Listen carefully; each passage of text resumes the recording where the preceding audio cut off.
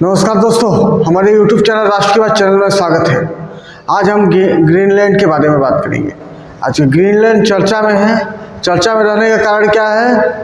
America के राष्ट्रपति उसको एक्वायर करना चाहते हैं और ये नैरेटिव चला रहे हैं कि ग्रीनलैंड को कैसे वो किस रणनीति के तहत ले पाए। इन्होंने अमेरिका पहले भी 1946 में $100 मिलियन पे ग्रीनलैंड को लेने का प्रस्ताव किया था, लेकिन डेनमार्क ने अस्वीकार कर दिया। लेकिन आखिर ग्रीनलैंड है क्या चीज़, उस पर बात करेंगे। ग्रीनलैंड एक आइलैंड कंट्री है, आइलैंड है जो लगभग 21,66,000 किलोमीटर क्षेत्रफल में फैला हुआ है।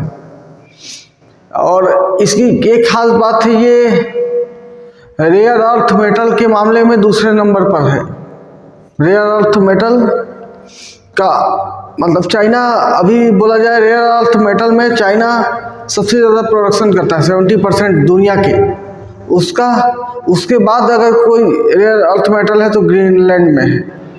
तो इसी के कारण अमेरिका उसको एक्वायर करना चाहता है। अमेरिका वेनेजुएला के राष्ट्रपति को उठा के किडनैप करके एक डर का माहौल बना दिया है और एक ईरान को धमका के डर का माहौल बना दिया है। तो उसको वो लेना चाहता है ग्रीनलैंड को, इसलिए दुनिया में नैरेटिव चला रहा है अपने मिनिस्टर के माध्यम से या फिर उसके डिप्लोमेट्स के माध्यम से या ग्लोबली जितने अमेरिका से इन्फ्लुएंस है वो उसके माध्यम से वो बता रहा है कि वो ग्रीनलैंड को एक्वायर करना चाहता है। डेनमार्क भी डरा हुआ है। डरने के कारण वेनेजुएला है जिसके राष्ट्रपति को उठा लिया। तो वो क्या चीज़ है? क्योंकि डिफेंस कैपेसिटी की बात करें तो डिफेंस कैपेसिटी लगभग न के बराबर, लगभग 5,55,000 फोर्स हैं उसके आर्मी के, और वहाँ डेनमार्क के लगभग 15-20 हज़ार, वो तो ना का बराबर है। अगर लड़ाई होगा तो 10-20 मिनट नहीं ठहर पाएंगे। लेकिन ये ग्रीनलैंड को पहली बार ही नहीं है कि अमेरिका लेना चाहता है। इसको लेने के लिए यहाँ या उससे डिप्लोमेटिक रिलेशन इस्टेब्लिश करने के लिए चाइना भी कम पीछे नहीं पड़ा है। चाइना कुछ समय पहले एक बयान जारी किया था कि चाइना आर्कटिक का बहुत बड़ा हिस्सा है, जबकि आर्कटिक उसके आसपास नहीं गुजरता, फिर भी वो बयान दिया।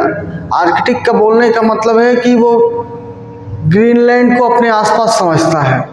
तो ग्रीनलैंड से वो रिलेशन भी कर लिया था। ग्रीनलैंड में इन्वेस्टमेंट करने के लिए वहाँ अपने एयरपोर्ट खोलने के लिए या फिर एयरपोर्ट की विस्तार के लिए चर्चाएं चल रही थी, वहाँ इन्वेस्टमेंट के लिए चर्चाएं चल रही थी। लेकिन जब अमेरिका को ये पता चला तो सिक्योरिटी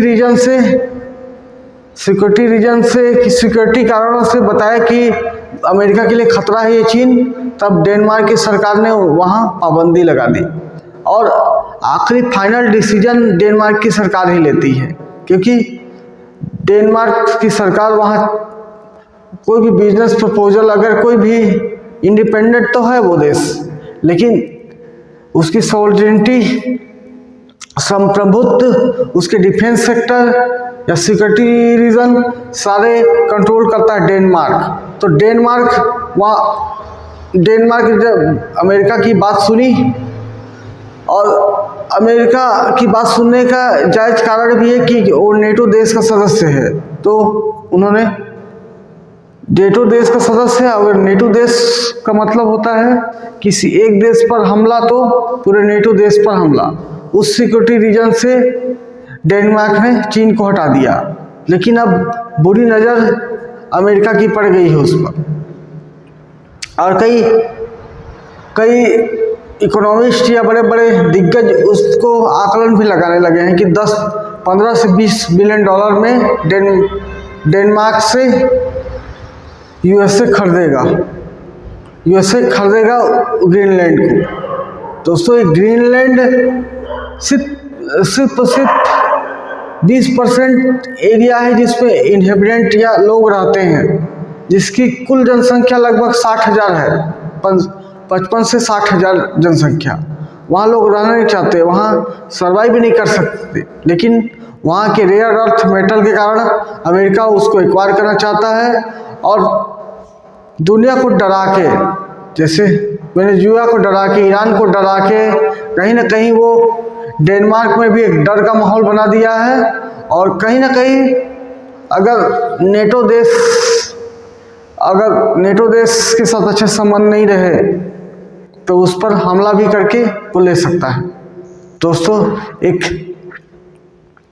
डेनमार्क एक ग्रीनलैंड को लेकर चर्चा में, अमेरिका क्यों उसको एक्वायर करना चाहता था और दुनिया के रेयर अर्थ मेटल में वो दूसरे नंबर पर है, इस पर एक जानकारी था मेरा। आई होप आप लोग को अच्छा लगा होगा। अच्छा लगा तो वीडियो लाइक करें, चैनल पर नए तो सब्सक्राइब करें, दोस्तों को शेयर भी करें।